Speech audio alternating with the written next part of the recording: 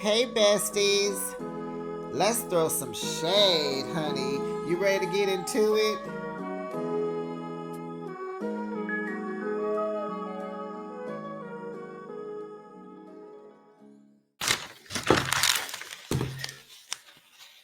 Child, no, Lisa didn't say that Wendy is not good at connecting the dots because she didn't go to algebra. She ain't good at trigonometry. She ain't good at statistics. She ain't good in business management. She ain't good in science, art, crafts, dance, woodshop, homemaking. Lisa was like, Wendy needs to stop because she is not good at connecting the dots. And no, honey, Justin, Whitney's husband is being messy now. Child, I'm here for it. Hey, besties, welcome to Behind the Shade and welcome back. Let's throw some shade and get into another juicy episode of The Real Housewives of Salt Lake City. This might be my favorite one, honey. Out of all the franchises, this might be my favorite. Um, it is season 5, episode 6, Mafia Wives and Bad Vibes. It's cute. They tried. We may keep it because they tried. How about you rate this episode, besties? It's a 10 for me, boo. It's a 10 for me. Let's get into it. Don't forget to like the video and subscribe to the channel. Don't forget. It helps the small community of content creators. Give us a help. It costs you nothing. Give us a hand. It will give you a laugh.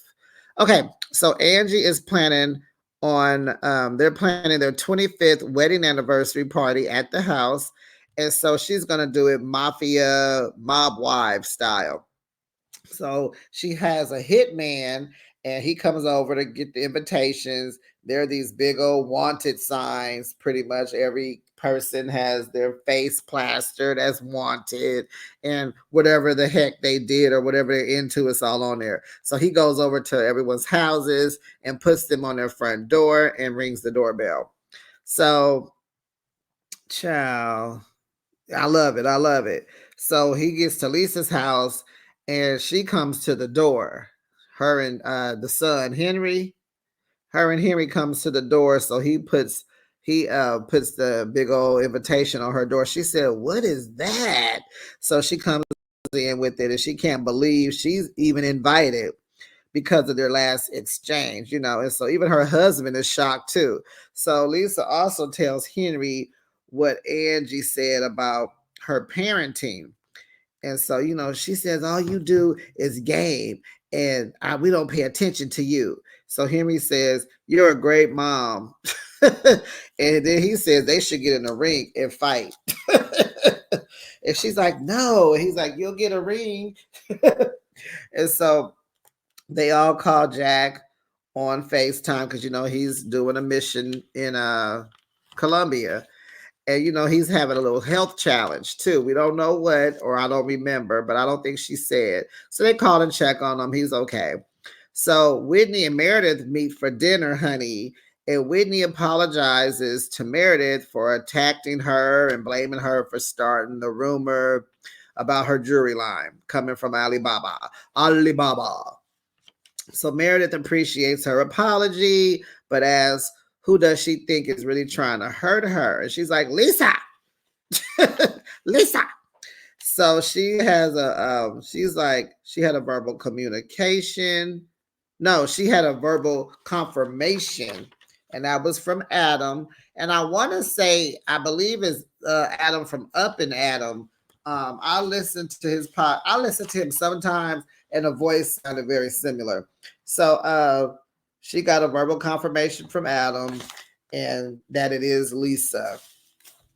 Because he didn't say names. Remember, he said he didn't say names, but what he could say, he described what the person was into business wise. And so he said, they have a liquor line. And we know that's Lisa with her vodka. So Meredith tells Whitney, you need to keep an open mind, honey, and make sure your source doesn't have an agenda. Okay? That's how friends do. That's how friends do. You need to talk to her because it may not even be her. And so Meredith is like, she don't want nothing to do with this. It feels like Whitney is trying to get her to go, to go against Lisa but she said it ain't happening. They both have worked hard on their friendship and they not letting nobody come in between them. Honey, when friends fall out for years or for whatever, for their own wrongdoings or whatever, and when they decide that they're gonna rock out and try this again, they gonna be stronger than ever. They are gonna do things, they're gonna be very strategic in how they move. They're gonna support, defend, and be there for their friend. That second time around is strong most times. I'm speaking from experience, and I've had it go two different ways. I got back with one best friend. We strong. And the other one, we tried to get it back, and I had to cut her off again. Okay, and that's that on that. So at Mary's house, Rob Jr. and his wife is coming up the stairs. They were. It seemed like they were sneaking in, and Mary caught them. They didn't expect to get caught because they on the stairs looking like they saw a deer. They look like a deer in headlights. So the white girl, the wife, she's covered up. She got on a hood, a hat, a bandana. She just covered up, and she just sitting there. They standing there like they froze. And so Rob Jr. looks high as a kite. So does the girl. They all covered up, bundled up. And so Mary is like, she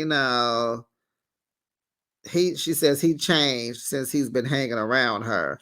So what that means is she has turned him on to the substances. Okay. So Mary tells him, she's fussing at him because he didn't answer his phone when she called. And he's like, oh, the call didn't go through. And she's like, it didn't go through. And so he's going up to his room. And so she was like, I'm having company. Please don't reappear. No, you did not tell your son don't reappear. So the company is none other than Miss Bronwyn. So Miss Bronwyn comes over. She brings this huge orchid plant. It was beautiful. That plant was not from Trader Joe's, honey, because they're not that big. So she conveniently had a table right there in the foyer for the plant. It was beautiful. And all of a sudden, the orchids are Mary's favorite. So Bronwyn compliments the house. She loves it. It's pristine. It's white. It's woo woo woo. Go in the kitchen. They both have blue kitchens. We see a flashback to her kitchen. Hers is like super electric blue. And it's like, okay. So Bronwyn tells Mary about Lisa being close to her daughter Gwen's grandparents. And so Mary says she can relate because Rob Jr. never met her mom.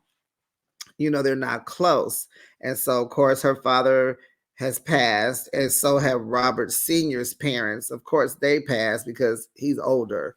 So Mary, because Rob Sr. is old enough to be Robert Jr.'s great grandfather. So Mary's mom, she tells us her mom is selfish and all that. She's all about herself.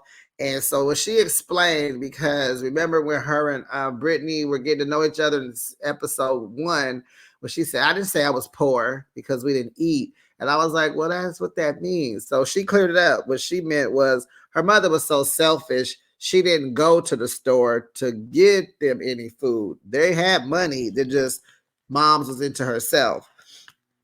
And Mary said all she wanted was some cereal. So now, I remember her mom, but she said they're not close, whatever. So I remember in season 1 also that I thought she said her mother was mad at her because the grandmother, which is her mother's mother, left Mary all the homes and all the money in the church and the restaurants and everything else that the grandmother obtained.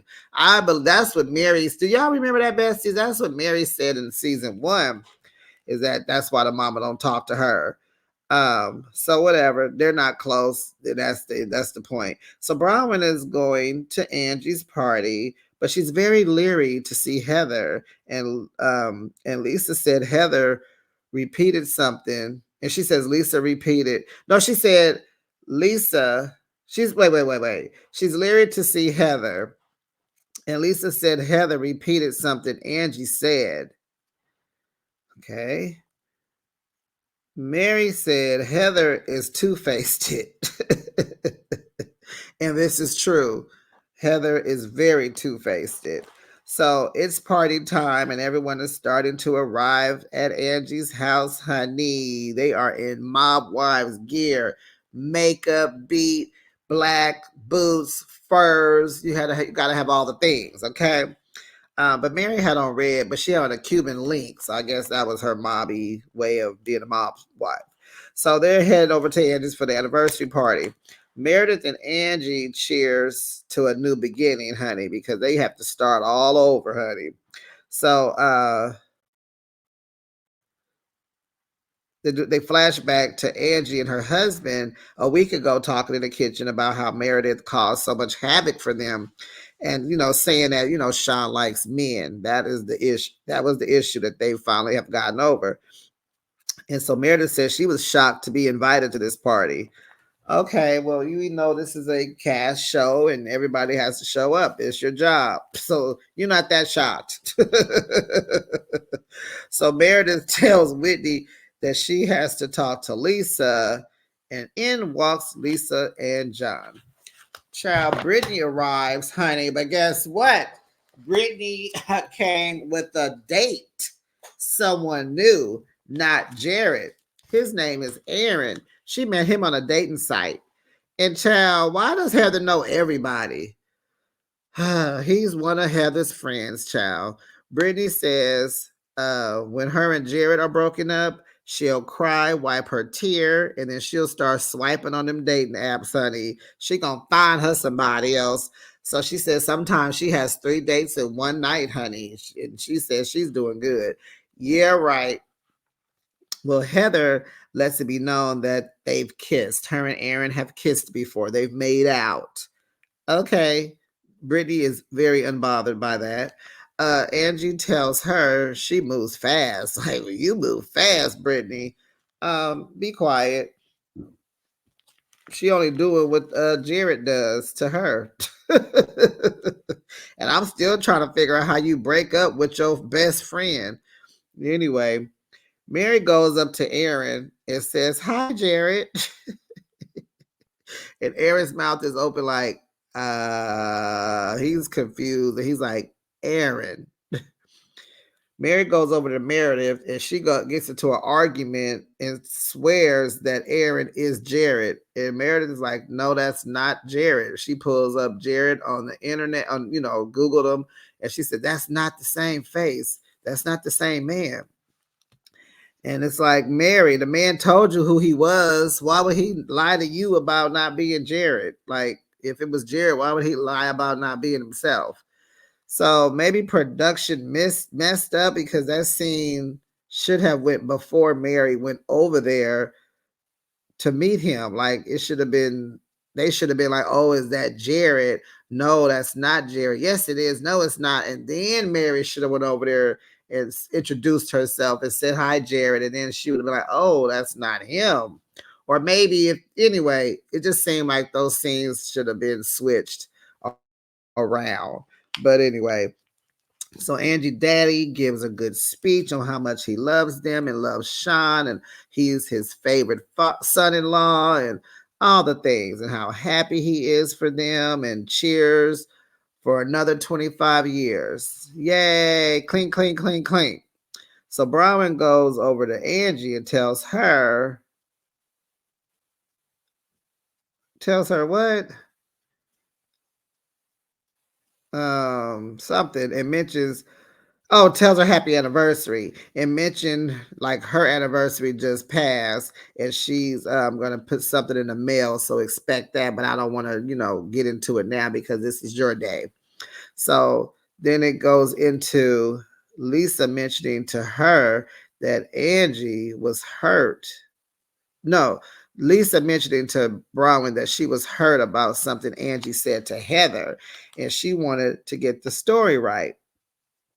And she said, you commenting to Heather about Lisa's parenting, and so Angie's looking like, Dang, busted. I can't believe this got back to them. Oh my gosh. She looking like that darn Heather. So Angie says, I didn't say she wasn't a good mother. Brown says she feels like Heather starts little fires. She backs away and then she watches them burn. Very good analogy. I agree. Angie doesn't appreciate Heather running back to Lisa, but she has her head so far up Lisa's butt, she can't help it. True. Brahman wants Heather to stand on business, honey. She wanted to stand on business because she being messy. So Brittany talks to Lisa about Jared, and she's like, they're good. And Lisa tells her she had her back, and Jared ain't cool. Brittany agrees, honey. Um, did I miss a part? Is this when Jared came into the house? Okay, we'll keep going. Mary comes over to them. What y'all talking about? So Lisa grabs and holds Mary's hand and asks, are they cool? Because Mary was giving her the business when they went ziplining. And Mary tells her, she always takes the other person's side. So Lisa says Heather was hurt by the things Mary said to her. Mary says Heather lies. Then Heather comes over because she sees Lisa talking to Mary. So Mary says, well, you are a liar. And Heather's like, that's hurtful. Well, stop doing it. Mary said, well, stop doing it. Stop lying. And so they go back and forth and back again, honey. Then you just hear, liar, liar, you're a liar, you're a liar. Don't push me. Don't push me. Don't push me. God knows. Take it to God because he knows. I've been a friend of you, Mary. Name a time that I've been bad to you. Mary says, name a time you've been good to me. That was good, Mary. Welcome back, Mary. Welcome back, Mary. So Heather says in her confessional, arguing with Mary is like arguing with the Mormon church. You'll get gaslit and then they lie to you and then tell you that they didn't hurt you. And Mary is like, can I just express how I feel and you just accept what I'm saying to you? Why do you always got to be combative? Accept what I'm saying. Accept it? That's not going to happen. Not with these girls. Lisa asks Mary, has she gotten it all out now? And so Mary's like, I guess so. And so Lisa's like, well, can we hug now? And Mary frowns up like, no, ma'am, you're not going to touch me. So Lisa's like, can we high five? And I don't even know if they high five because the next thing we know, Mary goes and sits down on the couch with two little pre-teenagers. And she's all like, who? That arguing with her made my feet hurt. And so one of the girls asked, well, what happened? And so Mary says, women. She said, I could have kept going on with Heather, but I'm not. I'm going to let it go. And she started laughing. And the girls just sitting there like, okay. So Angie goes over to talk to Heather. And she's like, I talked to Bronwyn, and it seems like you're trying to come in between me and Lisa, telling her that I said she was a crappy mother. Well, you came in my room making digs and mom shaming her. Something shifted in you, and you just no longer have her back. Well, you take sides. I'm not against you. I'm against principles. That's what Heather said. I love you and blah, blah, blah, blah, blah. I know, but you're taking everything I say to Lisa. Then they go to Bronwyn. Then you take everything I say, to Lisa. So then they go over there to Bronwyn. Heather asks her, why are you invested in me and Angie's relationship? Bronwyn says she was shocked that Heather went back to Lisa to tell her what Angie said, because maybe Angie was just venting about it, but it should have been left there, right? Stick a pin in it, leave it there. So Heather says they are dear friends. Angie says, well, you got to be more fair with me because you be running back. Your mouth is just too mouthy. We can't be friends because you kind of backstabbed me a little bit, Heather. So Heather says Brown is out of line. Brown says, you think you're the head BIT beep in charge, and you think you here to manage everyone's relationships. I said, you better talk your talk, Brown. Talk your talk. Talk your talk, girl. Honey, you think you here to manage everyone's relationships, honey. And so then Heather tells Angie, if you're so invested with her, I can't help you. And then she walks off. What? Help her do what? See, so Angie, they think Angie a little soft, little punk, little cotton ball, and she's been treated that way. So this season, Angie's like, she ain't doing that this year. This season, she is standing on business, or she's trying to, and now they have to get adjusted to this new Angie. Okay. So then Mr. Jared walks into the party. He's by himself. And Justin goes over to him, hey, and they hug. And I'm like, wait a minute, what? I didn't know they knew each other, right? So Heather says, what's up? And she go over there and hug him too. What do you mean, what's up? So now Mary can see the differences in both men. Well, now that they're both in the room, of course you do, because there's two men in the room, and one is Jared and one is Aaron, Mary. And so now we find out that Justin texted Jared an hour ago and invited him to come over. Justin, really? So he tried to act like, oh, I was just, no. How do you invite people to somebody else's party at their house? That is number one, a no-no. You didn't even ask Angie, could you? Then, and I wish he would have, and then that would have been some more mess with Angie and Brittany. See, they missed a moment right there. So I'm like, Justin, she's here on a date and you invite him. You are messy, and I'm here for it. So Brittany is like, what the F? So Lisa asked Brittany, are you okay? And she's like, no. So she started crying. So Broward asked Brittany, again, too, are you okay? You want a drink? They all trying to coddle her. She's like, no, I just need a hug. So they hug. And so Lisa is over it. She's in her confessional talking, I got 4 sisters and we gonna stand on business. We ain't letting nobody come in here. And if you gonna be not cool, then don't be cool. Don't mess with them. Okay, Lisa, calm down. So Brittany wants to talk to Jared. Lisa and Brittany goes over to him. And so Lisa's like, I'm shocked to see you. I'm helping her, but I'm shocked to see you. So Brittany and Jared go outside to talk, and they leave Lisa inside. And I wish production would have let us see what Lisa had to say when they walked outside, because I know she was talking big head, big stuff, right? So Mary is on the couch still, and she's talking to Aaron. And so he says he's been dating Brittany for about a month. And she's like, a month? Because they just came back from Milwaukee and they talked about Jared the whole time. And he's been calling and da-da-da-da-da. So Mary's trying to figure out how that happened. How's all this going on with Jared if they've been dating for that long?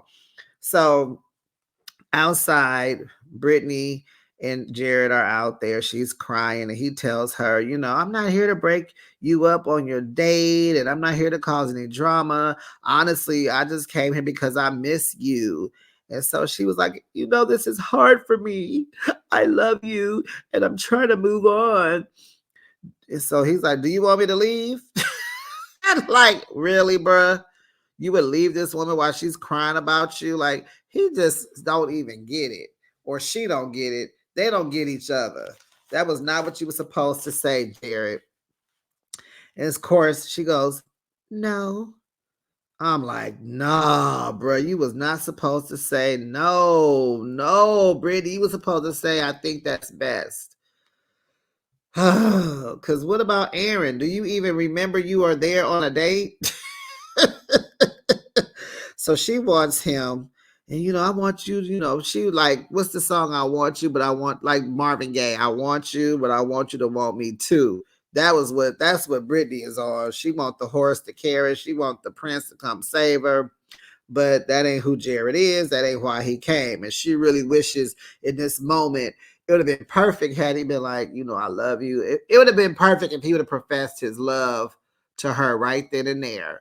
If he was on some for real, I love you stuff. You know what I'm saying? Maybe a ring in his pocket, down on one knee. That would have been so perfect, especially at a anniversary party. And then it would have made Justin not look messy. Oh my God, did I just am I producing an episode? Bravo, call me. Go ahead and send me an email. So, they go back. So he's not acting right, but he's like, come on back because it's too cold out here. Whitney is talking to Lisa. You left my necklace in Milwaukee. Was that an accident? Yes, I did. It was an accident. Then Whitney tells her that she got feedback that it was her that started this rumor about the Prism jewelry. I didn't do that. You owe me an apology. Don't accuse me. It's not true. It's bull beep. And of course, this is ghetto Lisa hollering, screaming at Whitney. Now, Heather is somewhere talking to somebody. She's like, who is that hollering? Duh. Duh. Who you think hollering? Ghetto Lisa. I didn't do that to you. Shut up about your lies. Give me names. You say I did it. Give me names right now. Give me names. Lisa calls her cybersecurity guy. She wants to open up a case because, honey, somebody's messing up her character and talking bad and lying on her, and she want to sue. So she called a guy he picks up. She want to go the distance with this. Call the LA police. What they got to do with this? Call Salt Lake police. Okay. And she looks at Whitney and say, I'm going to send you the bill. Because you cannot connect the dots. Then she tells her she's a liar and she doesn't know what to believe. And then Lisa walks over to John, and John is over there with Justin. And so Lisa goes over there and tells Justin, I just don't know how you, I don't know how you deal with this girl. And so she's a liar. She's not like, she's a liar. And Whitney feels she caught Lisa in a lie. That's why she hollering and screaming. In Whitney's mind, she connected those dots, Lisa, honey. Connect four, honey. She connect four, honey. She got you. LISA, 4. Connect 4. LISA, 4. So Justin is a little tipsy, and he must have forgot that he was standing by Lisa's husband.